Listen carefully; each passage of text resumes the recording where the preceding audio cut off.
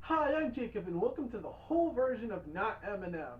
You're stuck with this guy that's recycling the old intro from Eminem to prove that this isn't that award-winning show. Now, you guys might be wondering why I'm not in the usual location I do these in, or why the title and thumbnail doesn't say Eminem, and, all this stuff. And if you're wondering any of those things, then you clearly did not see the Eminem finale.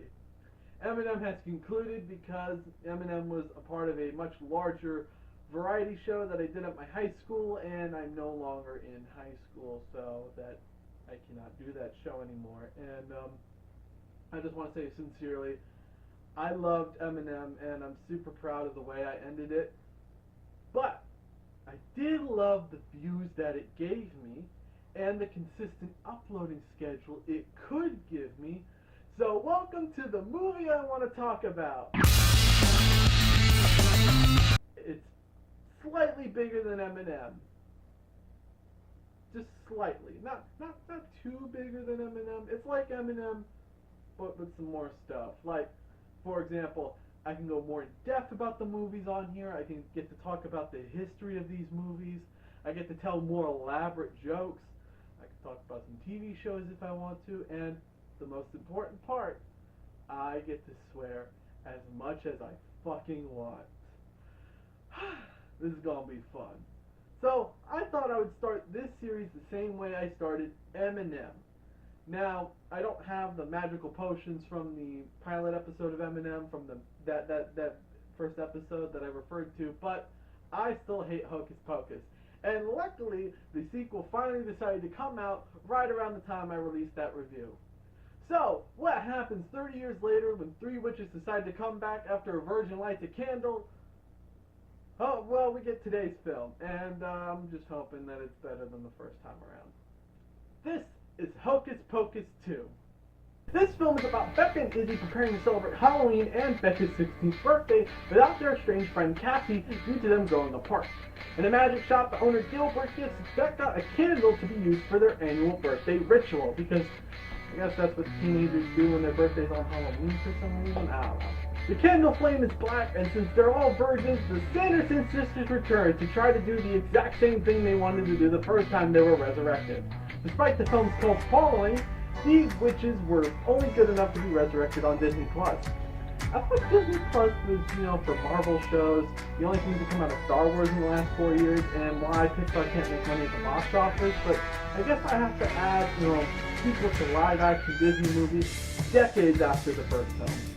Bette Midler, Happy Najimy, and Sarah Jessica Parker are all returning as the Sanderson sisters, and even Doug Jones came back to reprise his role as Billy Butcherson. I'm very shocked that I'm saying this, but I kind of like this one better than the first film. The kids in this film actually go through a story arc in this film of reconnecting their friendship. You actually have a reason to root for these kids besides the fact that you don't want them to be killed by witches. The jokes are very similar to the first film, but the jokes that work the most are the Sanderson sisters reacting to new technology. These jokes were easier to fuck up, but they are executed pretty good. Speaking of the Sanderson sisters, I can tolerate them more here. The Sanderson sisters themselves feel the exact same way they did in the first film, and their chemistry is just as fun as it was in the 90s. You can tell that everyone returning genuinely wanted to return to these characters. They could have very easily phoned in these performances just to get the paycheck, but they did it based on the chemistry that generates from seeing these three back on screen again. The songs in this movie are good. It can be annoying since they played the song card twice in this film instead of the one song in the first film. I like The Witches Are Back better than One Way or Another, because the One Way or Another theme is just I Put a Spell on You, but a different cover. I think the Sanderson sisters should just be a cover band at this point, where they only cover songs that the lyrics can be, interpreted as, "We're gonna capture you kids and stuff your souls." I should stop writing these scripts at night. My brain comes up with weird garbage at night. My favorite thing about these films is that it actually develops the characters of the Sanderson sisters.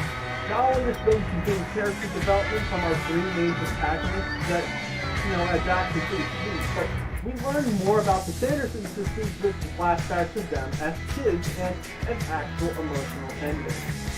The end has an intriguing element that would be interesting to explore in a future movie. I wonder if they'll announce that future movie around the time I started writing this script. Hocus Pocus 2 is a mixed bag, keeping the foundation of the first film laid but also adding additional elements that depend on what you're looking for out of this film. If you're looking for the first film but 30 years later, then you won't enjoy the elements that they've added here. But if you're here for something more than the first film, then you'll definitely find something here that dives more into the characters and elements you loved in the first film. Hocus Pocus gets a 3 out of 5 virgins.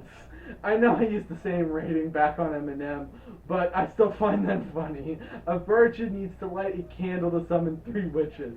And it's acceptable for me to find that funny because depending on when these episodes start airing, I wrote this when I was still a dirty-minded teenager that can find any sexual word funny. You know, I think this is a great start of something new. Or something stupid, you can be the judge of that. I'm going to try to get one of these out once a week, you know, so if I miss one or many, I'm trying my best, don't judge me. Consistency is a brand new thing for me, and I don't want the algorithm to be mad at me because I want to get monetized. So I'm going to write the next one, and I'm just going to hope that it comes out a week after this one. Also, I know reviewing a kid's film is not the best way to show that I can review anything now, but it's just because, you know, I reviewed the first film on the other show.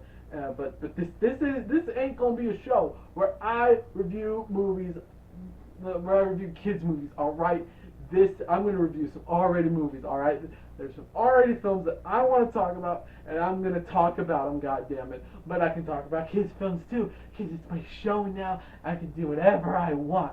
Okay, I'm not a part of a bigger show. It's my show now. I can do what I want, and you're not the boss of me. I can talk about whatever I want. So I'm going to talk about kid films, I'm going to talk about R-rated films, I'm going to do whatever the fuck I want.